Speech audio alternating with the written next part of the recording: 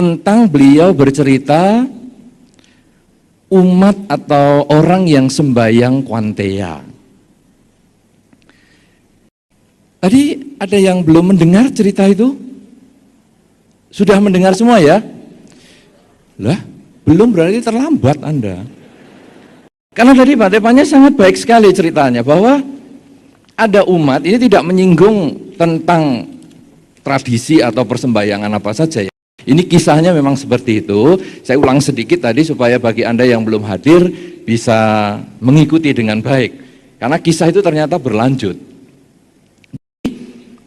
Tadi dikisahkan oleh Bante Panya, ada seorang umat yang senang sembahyang dengan Kwanteya, atau dalam bahasa yang sederhana Kwankong. Cuma saya tidak pernah menyarankan Anda memanggil Kwankong, karena itu bukan adik Anda, bukan anak Anda.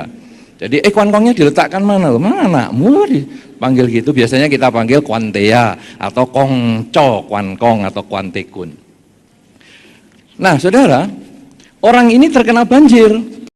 Kemudian dia sembahyang terus. Datang kapal 1, datang kapal 2, datang helikopter. Dia mengatakan pokoknya saya sembahyang nanti pasti ditolong. Dan akhirnya orang ini meninggal karena kebanjiran. Nah saudara-saudara, kemudian tadi kisah yang menarik adalah setelah meninggal dunia, sang umat ini ketemu dengan Kongco, Kwankong. Kemudian umat ini protes. Aku sudah sembahyang susah-susah, kok aku nggak ditolong? Kemudian Kwanteya mengatakan, aku kan sudah nolong dengan ada kapal karet sekali, 2 kali, bahkan helikopter sudah juga dikirimkan. Nah, cerita Bante Panya sampai di situ. Padahal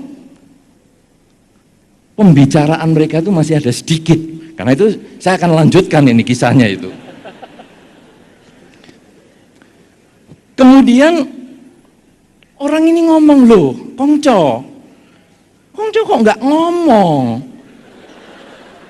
Kalau kirim perahu karet 2 kali, helikopter sekali. Loh memang kamu gimana? Kongco, setahu saya, kalau di dalam banyak kisah yang saya alami, atau dalam banyak buku yang saya baca, Kongco itu kalau menolong selalu tampil dengan kuda merah, membawa golok, mengelus jenggot. Saya punya pikiran, ini naiknya kapal, jenggot juga nggak punya. Kalau bawa golok mungkin malah ngerampok saya. Ini pasti bukan. Lalu Kongco Kwankong mengatakan, nah ini pola pikirmu yang salah. Rumahmu saja tenggelam, bagaimana kudaku? Ya,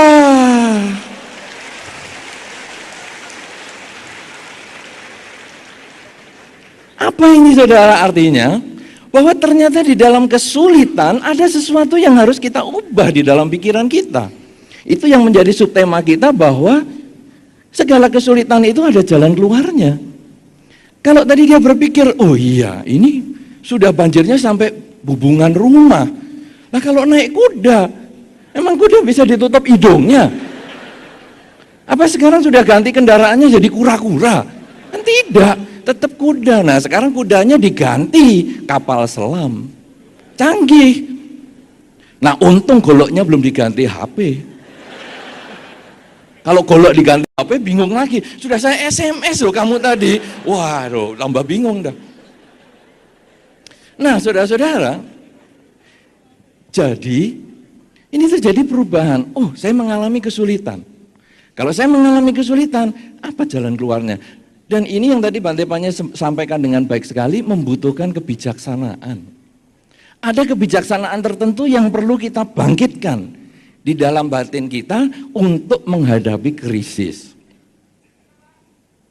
Memang saudara-saudara, ada beberapa kali saya dulu waktu pertama kali saya berbahas ini, tema tentang krisis ini di banyak tempat sudah ada.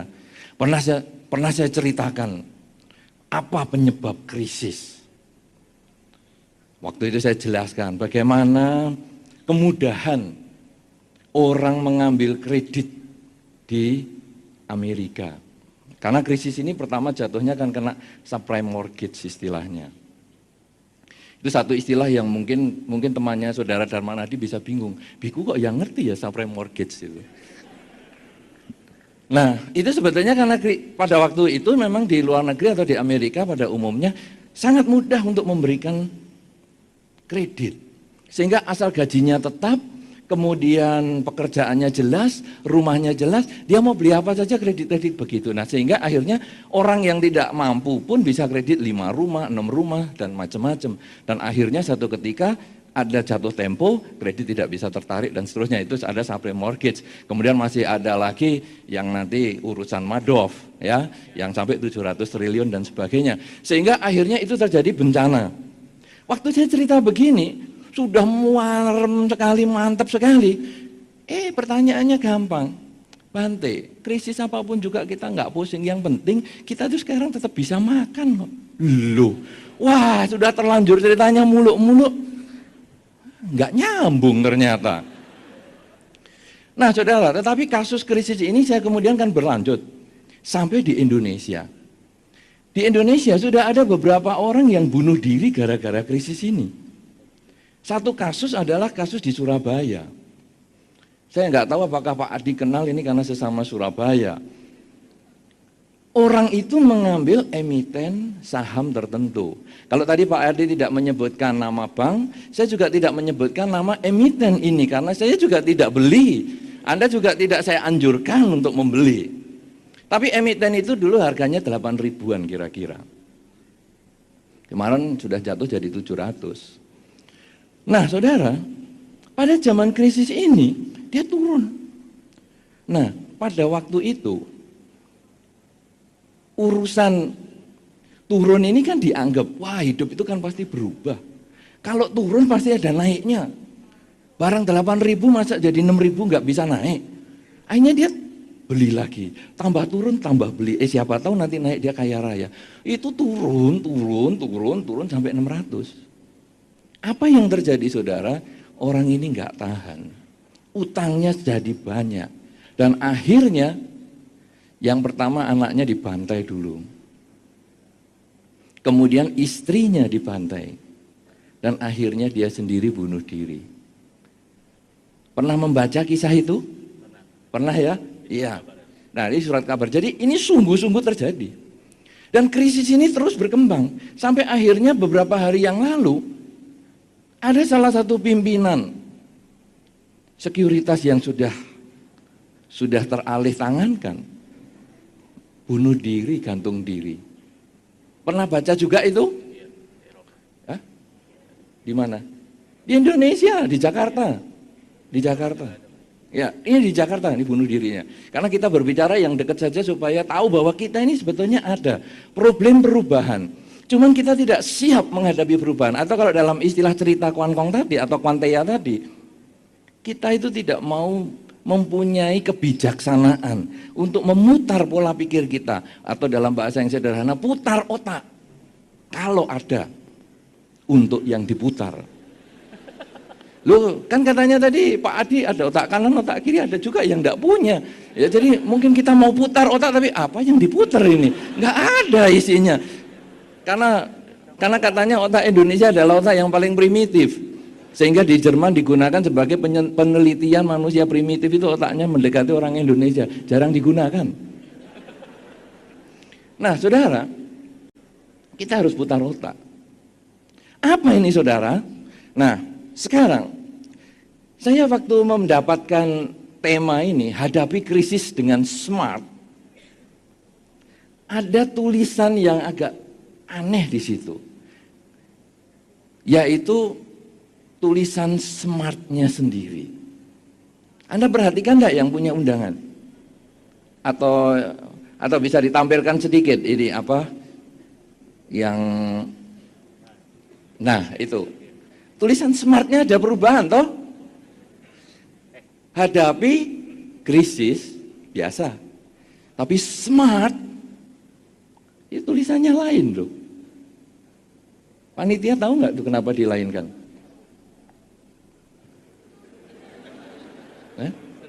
Seni aja? Bukan seni. Apa? Keluar dari konteks yang keluar dari konteks apa?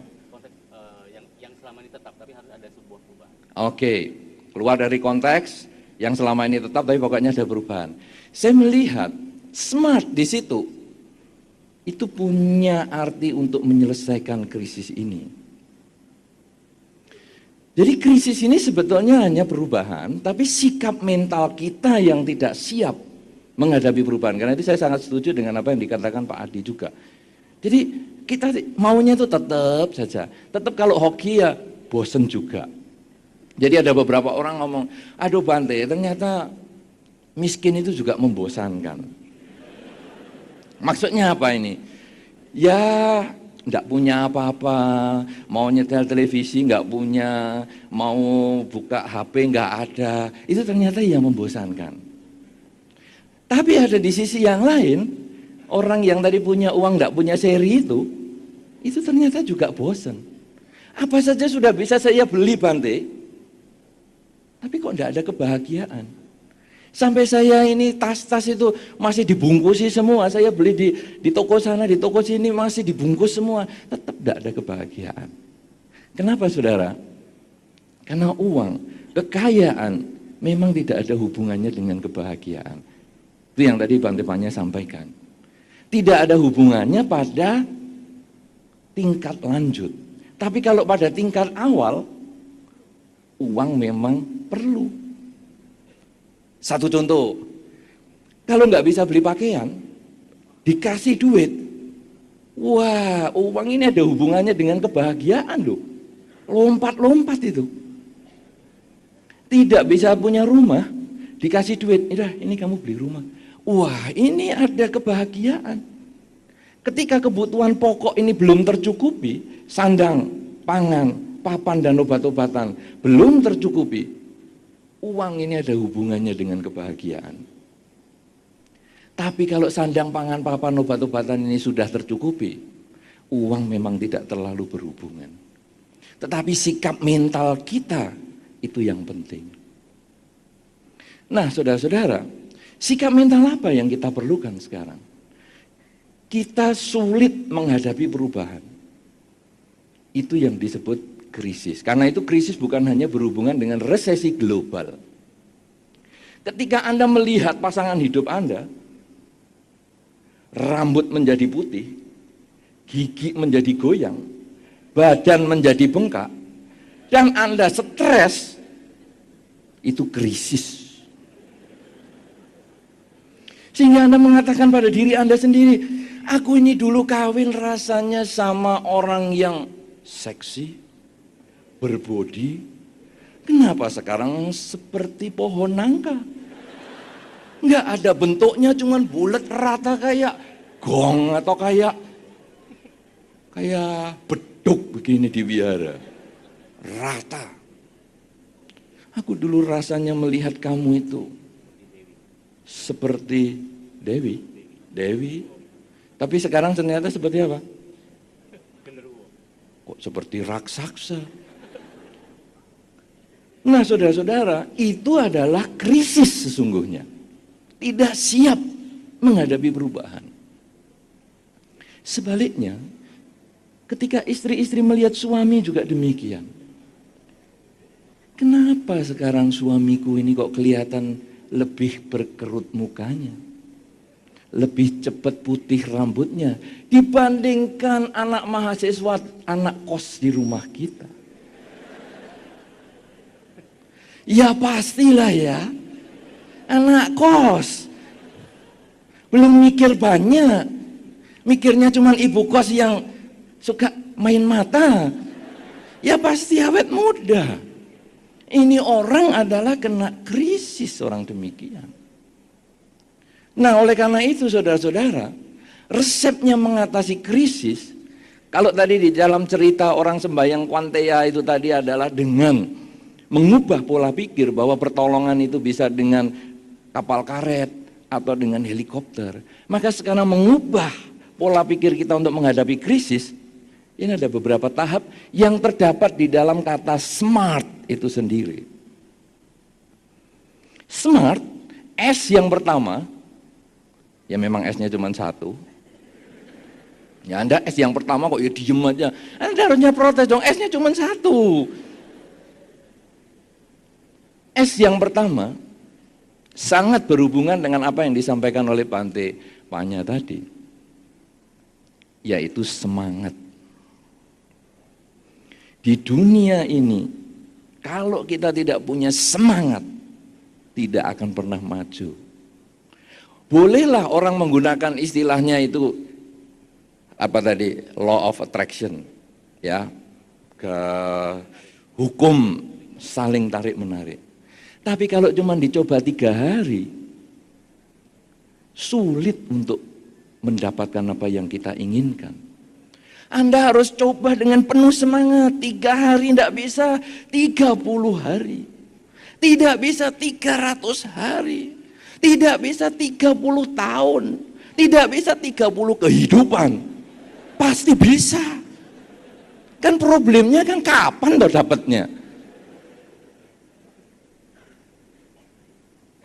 Inilah semangat.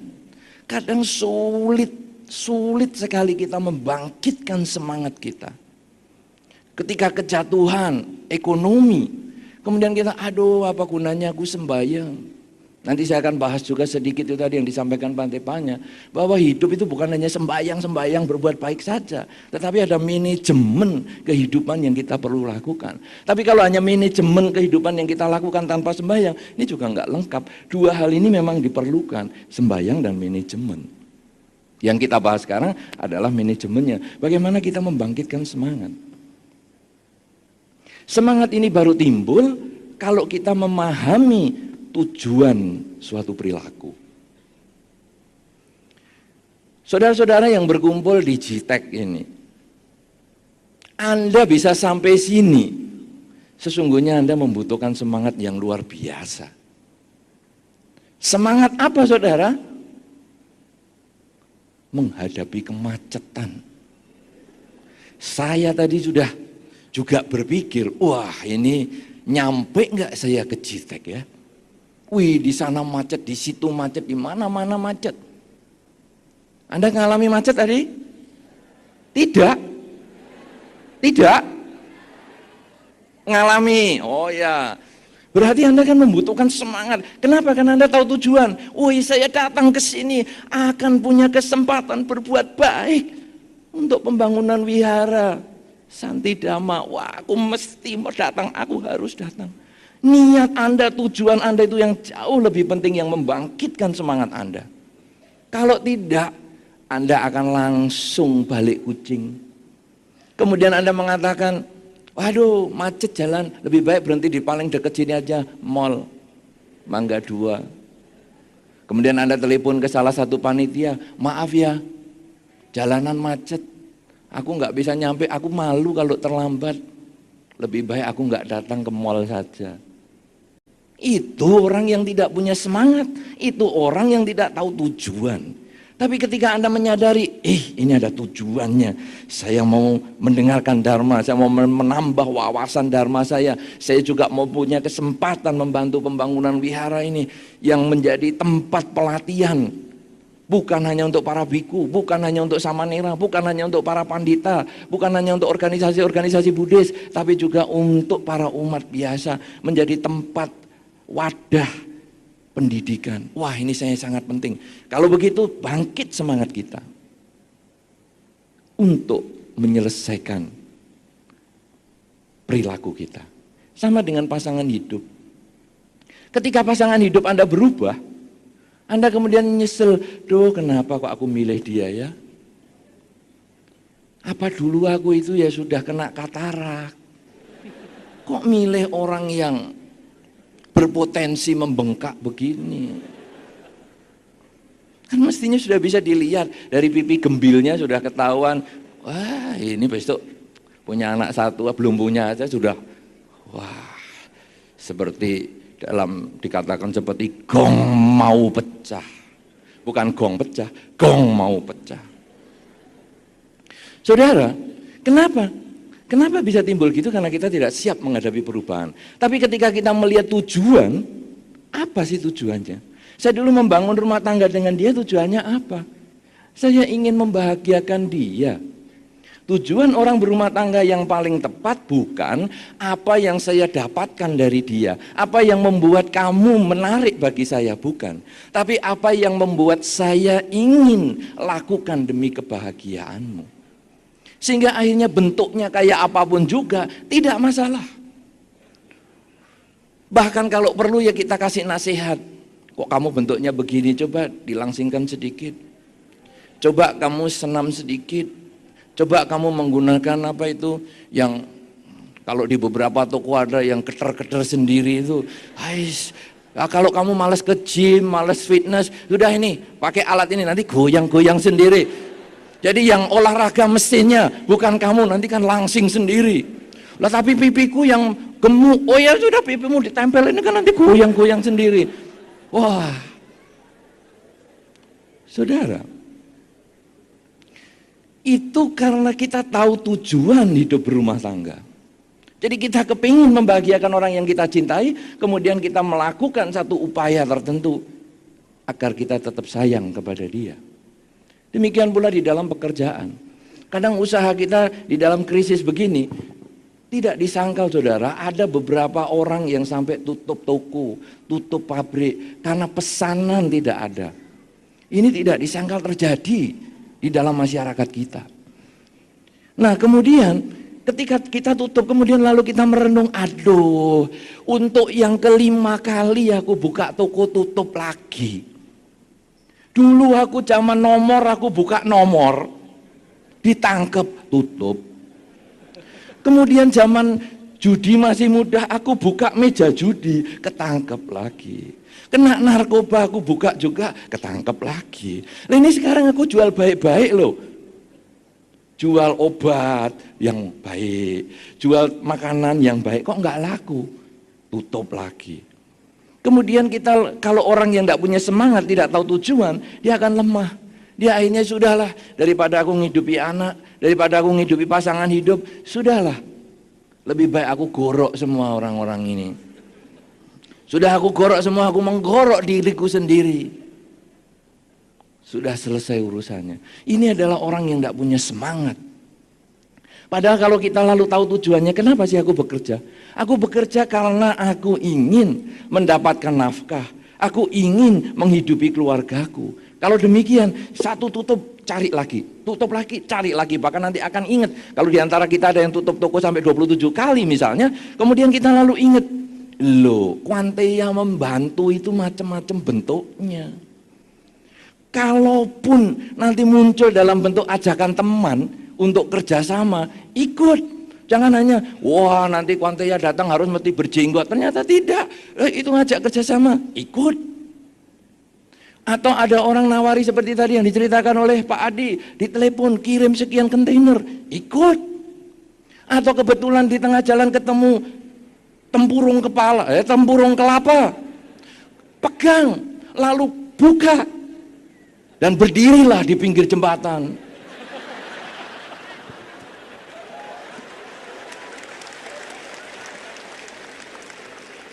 Siapa tahu ada orang mengisi 100 rupiah, 100 rupiah. Loh ini juga perubahan loh. Pertolongan bisa dalam bentuk tempurung kelapa. Jangan selalu berbentuk manusia kan. Nah saudara-saudara, tapi yang jelas itu lalu membuat kita bangkit semangat. Saya harus bisa, saya harus kerja karena saya menghidupi keluarga. S, tulisan S itu adalah semangat. Kemudian M, apakah yang disebut M? M di sini artinya mahir, pinter. Kalau kita mau maju, kalau kita mau sukses, kita harus menjadi orang yang mahir. Mahir ini membutuhkan hobi Anda. Beberapa orang yang senang meditasi, kalau kebetulan mau cari uang dengan meditasi, bisa. Pakai jas, pakai kaos tangan putih, pakai sepatu, muka dibedai, berdirilah di dekat stasiun atau mall atau dekat terminal busway. Anda berdiri diam, melek terus. Meditasi loh ini. Begitu dikasih uang, langsung gerak. Terus gitu lagi. Pernah Anda melihat yang gituan? Pernah dong? Wah, itu luar biasa. Saya melihat orang yang demikian ini sampai terkagum-kagum. Wah, ini hebat, mempertahankan posisi dengan diem. Saya tungguin, saya belum kasih uang waktu itu. Saya tungguin 2 jam. Dia diem saja. Baru kalau dikasih uang, baru dia gerak. Senyum, set, pakai topinya, set, terus gini lagi. Wah, bagi Anda yang senang meditasi, duduk diam tak goyang. Dengan cara itu modal jas sedikit, pinjem juga boleh kepada saudara Darmana di Chandra, bisa dapat loh itu. Atau yang pakai tempurung tadi, diam. Tahu-tahu banyak juga itu. Nah, saudara-saudara, kemahiran. Jadi kita sekarang harus tahu, diri kita ini bisa apa. Kalau saya melihat tadi Pak Adiwe, wah, pantas dia menjadi pembicara handal. Kenapa saudara? Karena di bagian atas bibir Pak Adiwe bagian kiri ada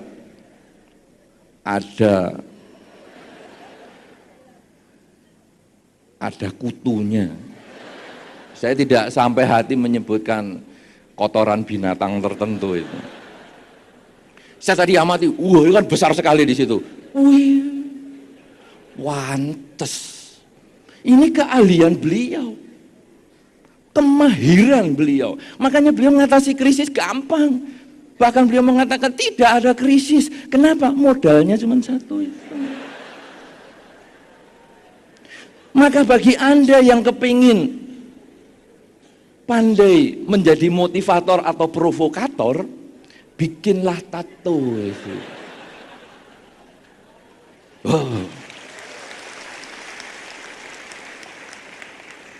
Ini kemahiran saudara. Tiap orang punya kemahiran tertentu.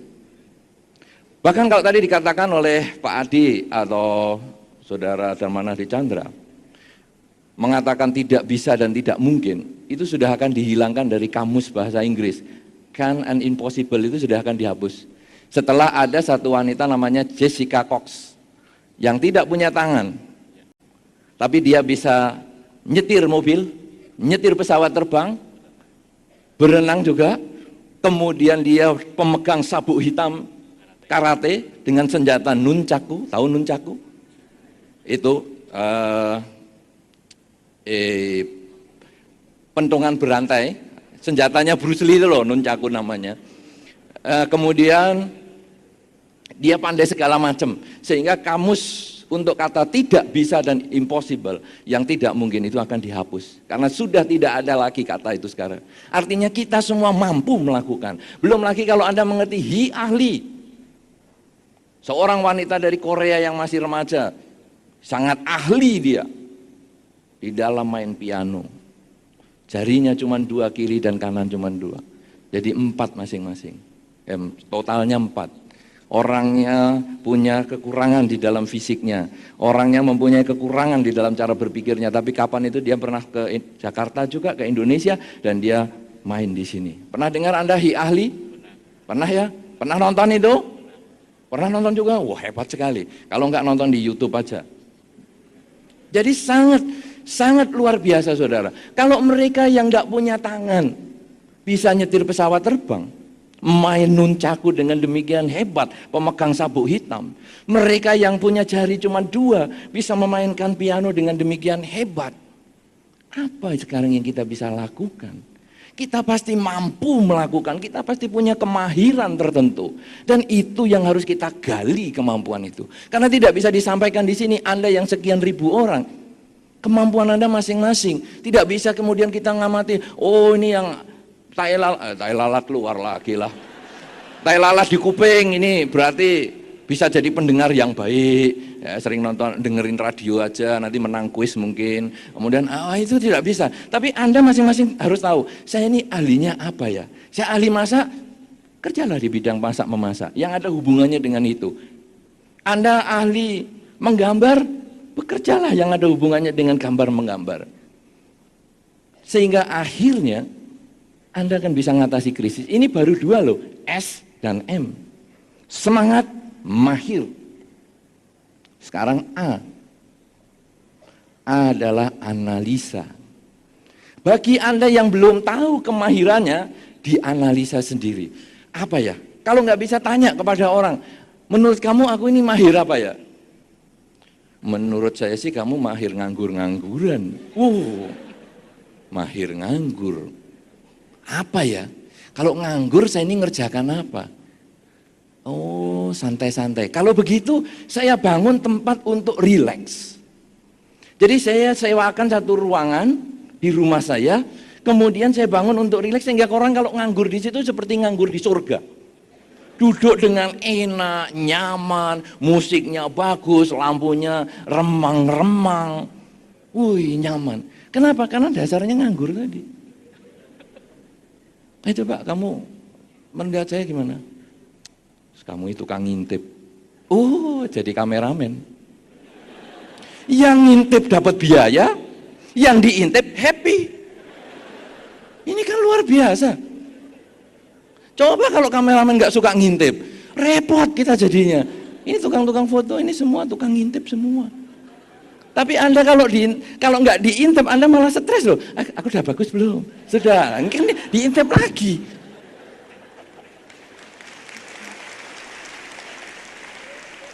Inilah analisa, kekuatan analisa, mengerti diri kita sendiri, sampai di mana kelebihan kita, sampai di mana kekurangan kita, dan kita menggunakan kelebihan kita ini untuk memaksimalkan apa yang kita miliki. Sudah ada semangat, sudah ada kemahiran, mahir, analisa, R, rujukan. R ini rujukan. Rujukan tidak ada hubungan dengan perceraian. Cerai rujuk tidak ada hubungannya. Rujukan ini artinya kita kemudian belajar pada siapa. Wah, aku seneng ngintip. Kalau gitu aku mau belajar secara profesional kepada ahli-ahli pengintip profesional yang memasang di website di mana, ini loh pengintip di mana-mana ngintip nih hasilnya ini. Kita belajar. Karena itu adalah bagian dari rujukan atau referensi. Kalau Anda misalnya senang bekerja atau memasak atau macam apa, belajar dari ahlinya. Kalau dalam bahasa sini dulu saya pernah dengar di dalam salah satu kampanye gubernur itu kan, tanyalah kepada ahli. Nah, inilah rujukan, inilah tanyalah kepada ahli. Kenapa? Karena kemampuan kita terbatas. Kita sudah tahu kelebihan kita sudah tahu kekurangan kita, tetapi kita masih terbatas. Kelebihan kita harus ditingkatkan dan kita bertanya pada rujukan-rujukan yang sesuai. Kalau kita sudah punya semangat, kita sudah mahir, kita sudah bisa menganalisa, kita sudah ada rujukan, maka yang terakhir adalah T. Ya. T adalah tindakan. Karena semua ini masih teori. Semangat menggebu-gebu. Mahir apa saja. Analisanya bagus. Rujukannya maksimal. Tapi ketika mau dilaksanakan, nanti-nanti sajalah. Kapan-kapan, pokoknya aku sudah bisa, kapan-kapan. Ya tidak bisa, justru ini adalah yang paling penting, tindak nyata. Kalau kita sudah memiliki semua itu, kita bisa melakukan dengan sesungguhnya, maka akhirnya manajemen kita ini kita bisa mulai tingkatkan, kita bisa perbaiki secara manajemen. Kemudian jangan lupa apa yang disampaikan oleh Bante Panya di dalam ceramah beliau yang singkat tadi, bahwa sesungguhnya sembahyang perbuatan baik saja belum cukup. Kenapa? Karena membutuhkan manajemen ini. Tapi manajemen smart ini pun belum cukup kalau tidak dikembangkan dengan kebaikan. Oleh karena itu saudara, pada kesempatan sore hari ini, Sesungguhnya kita menggabungkan manajemen dengan kesempatan berbuat baik. Ketika Anda mendengar apa yang disampaikan oleh Pak Adi, apa yang kita sampaikan untuk smart mengatasi krisis, ini adalah berbicara tentang manajemen.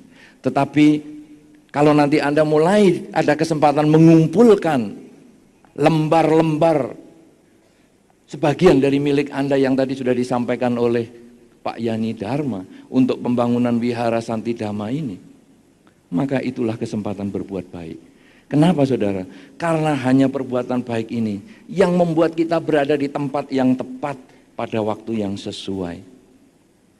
Karena berada di tempat yang tepat pada waktu yang sesuai itu akan bisa melepaskan kita dari krisis. Apa contohnya? Yang dicontohkan oleh Pak Adi tadi. Ibu yang ditelepon mengirim sekian kontainer. Itu karena dia berada di tempat yang tepat, waktu yang sesuai. Sebelum krisis, kenapa dia tidak ditelepon? Kenapa baru setelah krisis ditelepon? Karena dia berada di tempat yang tepat, waktu yang sesuai. Oleh karena itu saudara-saudara, kebajikan penting, tetapi perlu dengan manajemen yang baik. Manajemen hidup smart, itu yang akan bisa membuat Anda sukses. Dan kalau Anda bisa melakukan itu semua minimal dalam kesempatan hari ini ataupun di masa-masa yang akan datang, maka kebahagiaan akan menjadi milik Anda. Dan akhirnya krisis yang artinya ketidaksiapan kita menghadapi perubahan, akhirnya kita bisa lewati. Kita akan selalu berbahagia karena kita selalu hidup pada saat ini. Sehingga perubahan itu hanya karena membandingkan masa lampau dengan saat ini, membandingkan saat ini dengan masa depan. Kita takut perubahan, takut dengan menjalani yang lampau-lampau. Tapi kalau kita selalu hidup saat ini saat ini terus, apa yang berubah? Karena kita selamanya selalu mengikut dengan arus kehidupan kita ini. Inilah saudara-saudara yang mau saya sampaikan. Semoga dengan apa yang saya sampaikan ini kita bisa menghadapi krisis dengan smart, sehingga akhirnya timbul pengertian yang baik pada diri kita, dan kita akan selalu hadapi segala kesulitan di dalam kehidupan kita ini sebagai satu kesempatan untuk kita.